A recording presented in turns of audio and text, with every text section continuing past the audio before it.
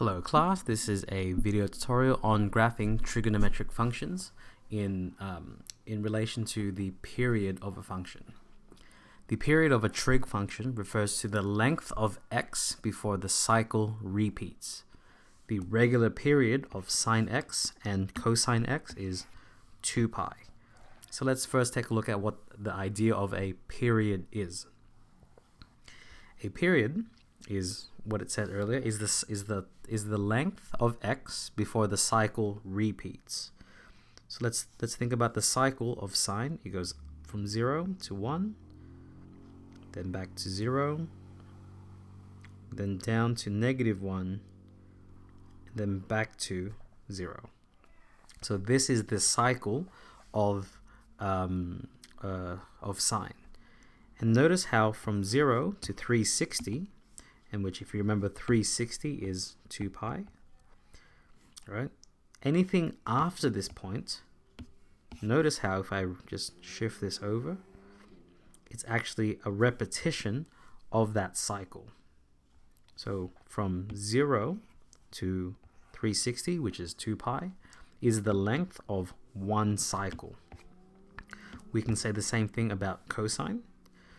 For this, it goes from 1 to 0, from 0 to -1, from -1 to 0, and then back up to 1.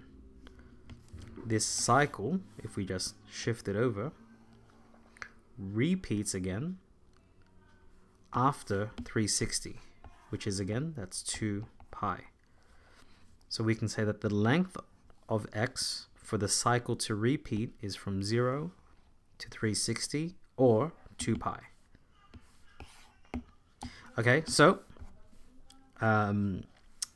for when we have sine of a different value of x, so sine b of x or cosine b of x, it changes to become 2 pi divided by b. Okay, and we'll take a look at this a little bit later.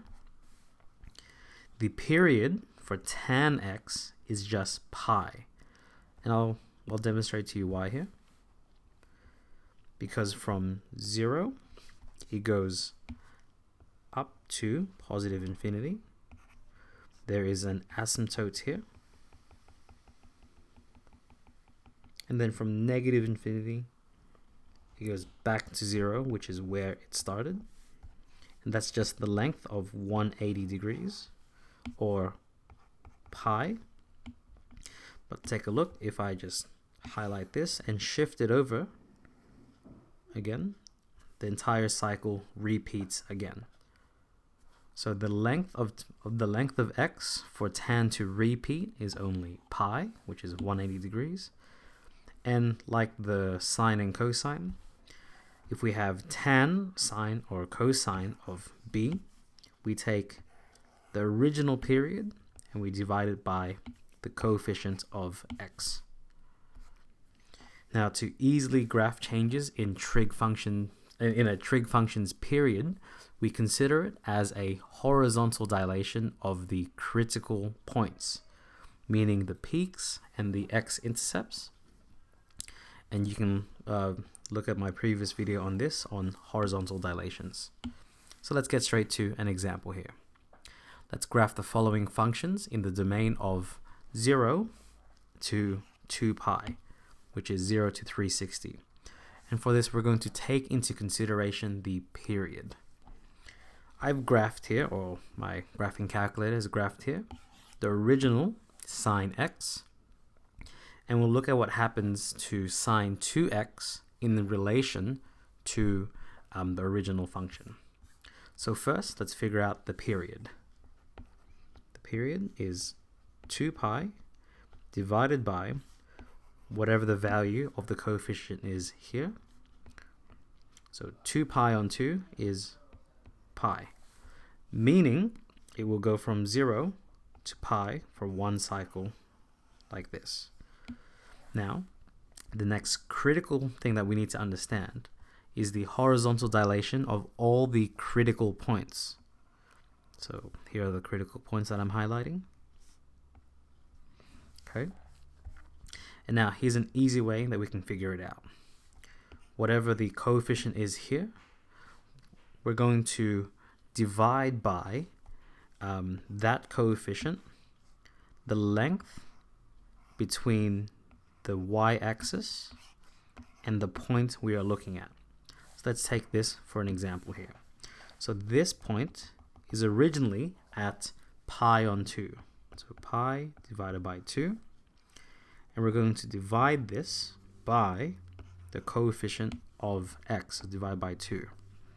This will become pi on 4.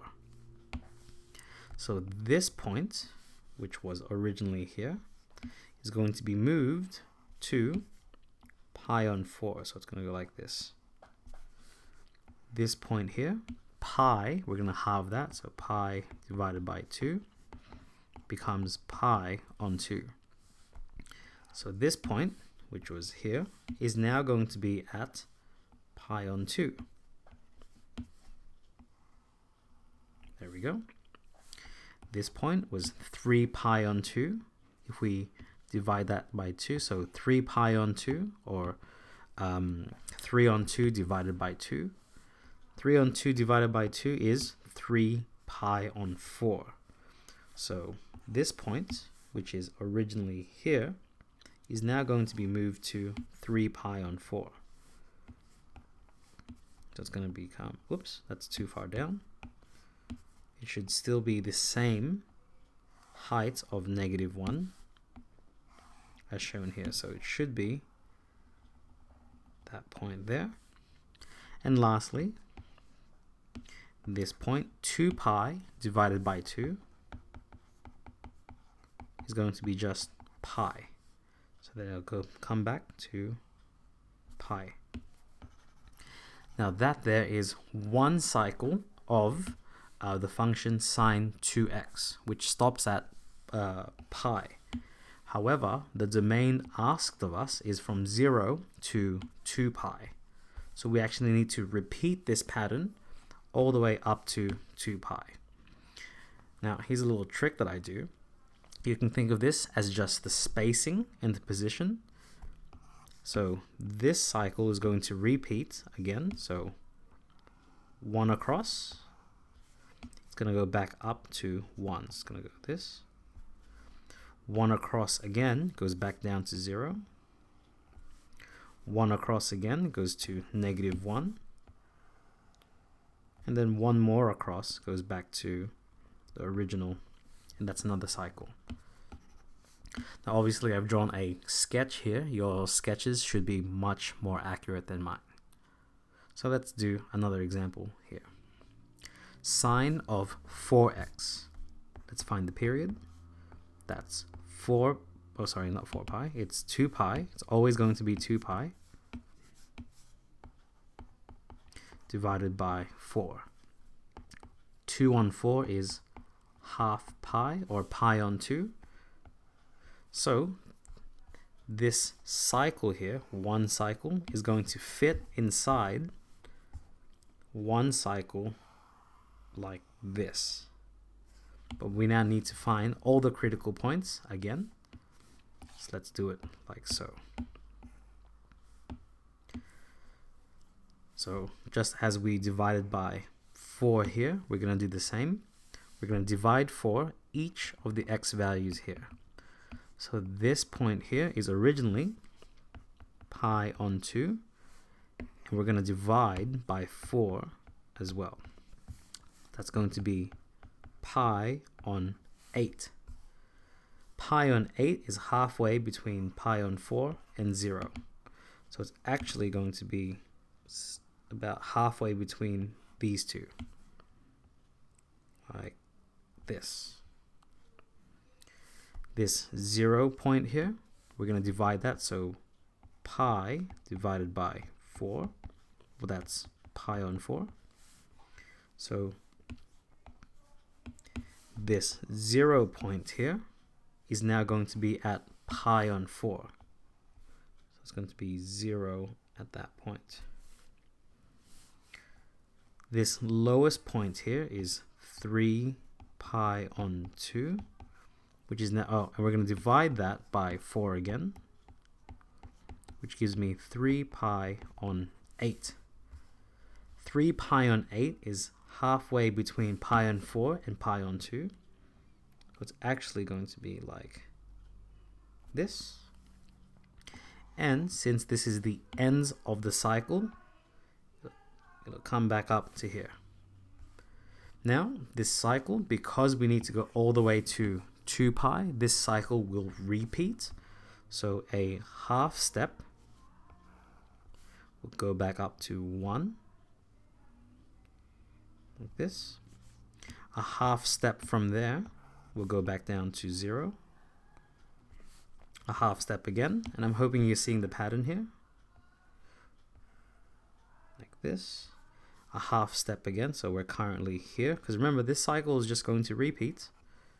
We're currently at this portion of the cycle.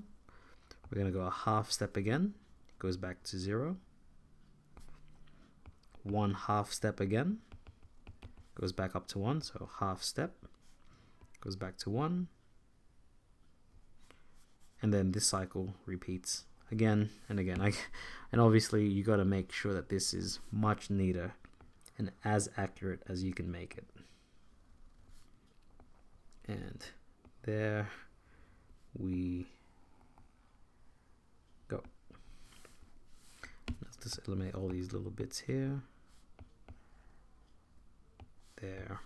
There's our function, sine 4x. Let's do one more. Let's erase all this. Let's erase all this. Let's move this down here below so we can see it. So let's graph the function sine half x. First, let's find the period of sine half x. Whoops. The period is going to be always 2 pi divided by half. You can plug that into your calculator, just 2 pi divided by half. But I know that to be 2 divided by half, which is the same as 2 times 2. So this becomes 4 pi. So what was originally from 0 to 2 pi, so it should have gone up, down, down, and up. This cycle is going to be stretched out to something like this, because it takes from 0 to 4 pi for this cycle to repeat. So let's do this in the same way that we did. This point here is originally pi on 2, so pi on 2 divided by half.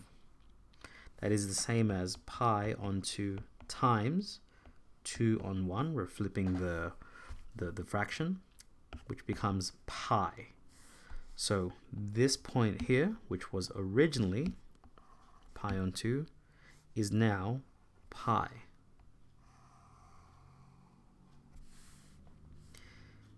So now we're up to this point here. That point, which was originally at pi, we're going to divide this by a quarter. Oh, sorry, by a half. Pi divided by half is the same as pi times 2, which becomes 2 pi. So this point, which is originally here at 0, it's going to be now at 2 pi. So when it goes up and down, it's now going to go down to here. Now, consider that this is actually the end of the domain, because remember, the domain only asks for us from 0 to 2 pi. So for the question, we can actually just stop here. I'm actually going to draw a black line to indicate that we could stop here. But for the interest of more understanding, I'm going to continue and graph the rest of these points. So here we go. This point is at 3 pi on 2, so the lowest point is at 3 pi on 2. And we're going to change this by dividing by half. This becomes 3 pi on 2 times 2 on 1. Those cancel, leaving us with 3 pi. So this lowest point is going to occur at 3 pi. like so. And because we already have the end point, that's the end of the cycle, it's going to go back up to 4 pi, like so. Now remember, you could have just stopped at this portion of the graph because the domain only asks for us from 0 to 2 pi. But I hope that gave you a deeper understanding on finding all the points required for the change of the period of a trigonometric function. I'll see you in the next video with more examples.